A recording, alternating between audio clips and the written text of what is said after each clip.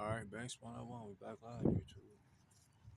Alright, y'all. Today, we got us what's this?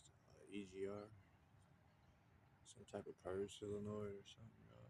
Put the name of it down in there. But I was wondering why it was idling all rough and crazy. Okay, look, this here goes straight to the intake.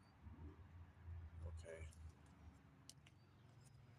And then that goes straight to the PCR, PCB, PCB valve. It's down there somewhere, y'all.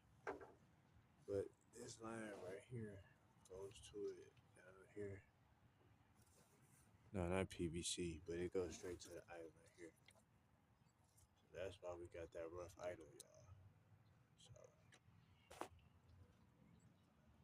So I'm gonna go ahead and, this is the original reason here for the video.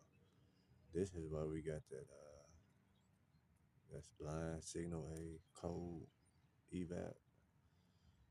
Y'all see it right here.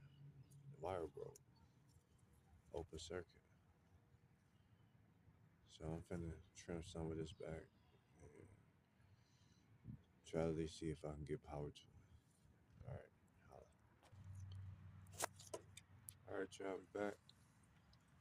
All right, as y'all can see, we done moved the rubber garment out the way. We got some exposure to a little bit of the wire. So we're gonna go down there and try to get us a little bit of this connected back to it or make one. All right, hold on.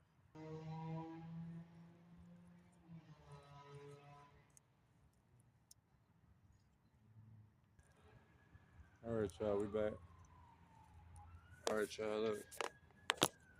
Try to make sure y'all see it.